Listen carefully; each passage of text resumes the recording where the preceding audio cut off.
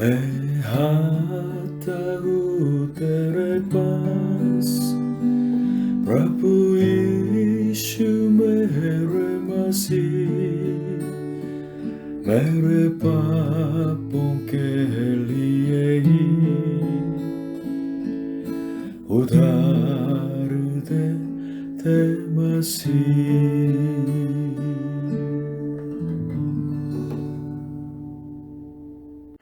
Hallelujah. प्रभु यीशु मसीह जी आप सभी को आशीष दे। इस्राएल देश में मूसा नाम का नबी था। उसने परमेश्वर की बुलाहट ली और उस जमाने में सबसे जो महान देश था मिस्र, इजिप्ट में इस्राएल लोग जाति लोग करीब 20 लाख के करीब लोग तो दास के रूप में जीवन जी रहे थे। लेकिन परमेश्वर के सामर्थ्य के द्वारा मूसा ने उनको तो वादा किया गया देश था जो कैनान, उसमें तो अगुवाई की थी। मूसा मिस्र से लेके कनान के जो बिल्कुल प्रवेश किया था, करीब 41 के साल के दौरान अनेक लोगों के नाश होने को देखा, क्योंकि बहुत लोग तो अविश्वास से और शिकायत से और घमंड होके अलग तरह के जो पाप करते हुए परमेश्वर के न्याय तो पाए थे। इसलिए भजन संहिता जो 90 उसने जो मूसा ने लिखा है, उसमें इस तरह उन्होंने लिखा कि अनेक लोग पापों की वजह से परमेश्वर को क्रोधित किया है, इसलिए उनको नाश मिला है। इसलिए उसकी जो भजन संहिता के अंदर मूसा ने इस तरह प्रार्थना की है, परमेश्वर हमें बुद्धि दे। तो मूसा के जो बुद्धि की प्रार्थना के बारे में हम आज मना करना चाहेंगे। आज के वचन भजन संहिता 90:12 हमको अपने दिन गिनने की समझ दे कि हम बुद्धिमान हो जाएं। In English, teach us to number our days that we may gain a heart of wisdom. परमेश्वर का महान दास मूसा, उसने इस तरह प्रार्थना की, हमें बुद्धिमान बना दी। बुद्धिमान होने के लिए मूसा ने सोचा कि मनुष्य को अपने दिन गिनना जरूरी है। लेकिन यह हमें प्रश्न आता है कि हमारे जो दिन हमारे हाथों में नहीं है और हमें कोई यकीन नहीं कि कल हमारे लिए होगा कि नहीं। हम ऐसे अस्तित्व हैं, लेकिन कैसे हम अपने दिन गिन सकते हैं? और इस तरह मूसा की प्रार्थना का अर्थ क्या होता है, इसके बारे में हम माना करना चाहते हैं। मूसा के जो द्वारा बताया गया अपने दिन गिनने का मतलब है, पहले मनुष्य इस बात को जाने कि वो मिट्टी ही है। मनुष्य मिट्टी है, मैन इज डस्ट। भजन संहिता 90:3 में इस तरह मूसा ने लिखा कि तू मनुष्य को लौटा कर चूर करता है और कहता है कि हे आदमियों लौट आओ। You turn people back to dust saying return to dust you mortals.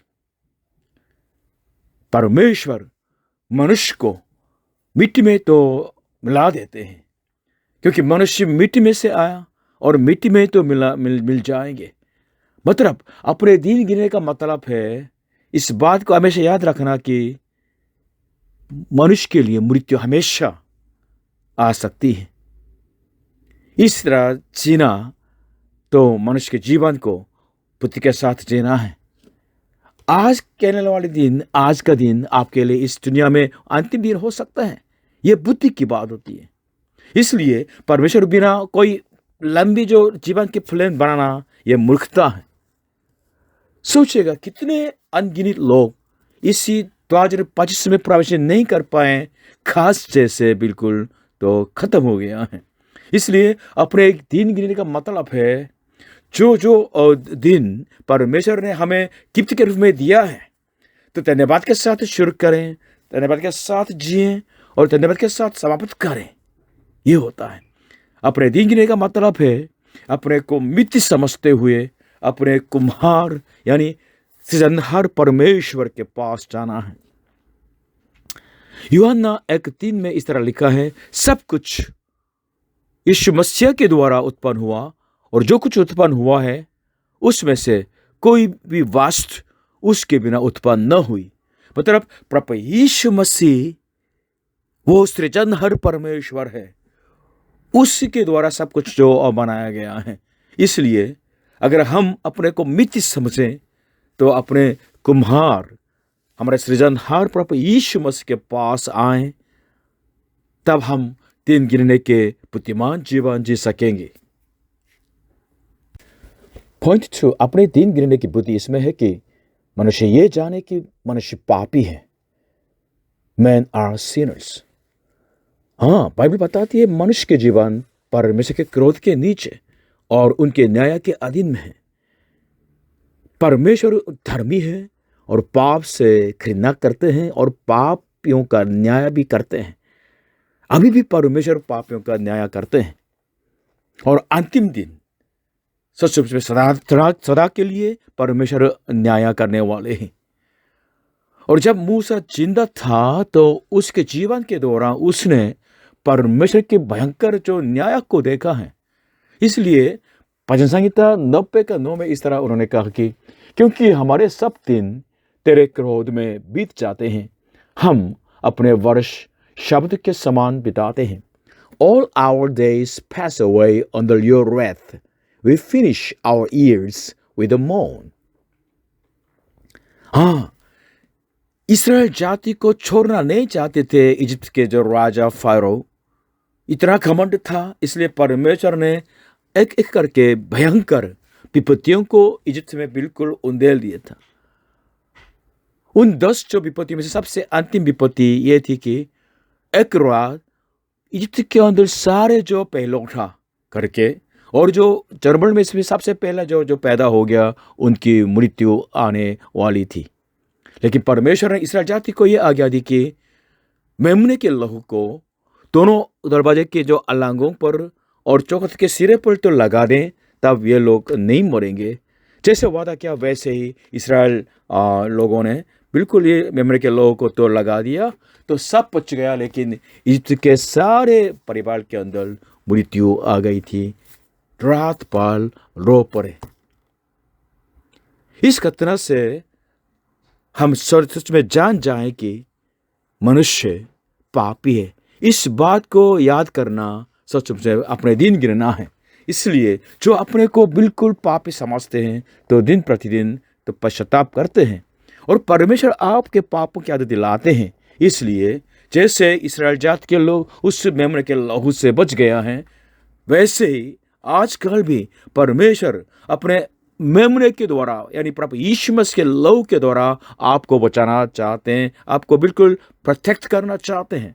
अपने पापों को मानिए और पापों के रास्ते से बिल्कुल लौटिएगा और ये पापों की क्षमा के लिए प्रभु यीशु मसीह से प्रार्थना कीजिए कि हे प्रभु यीशु मुझ पर दया कर, हे प्रभु यीशु मुझ पर दया कर।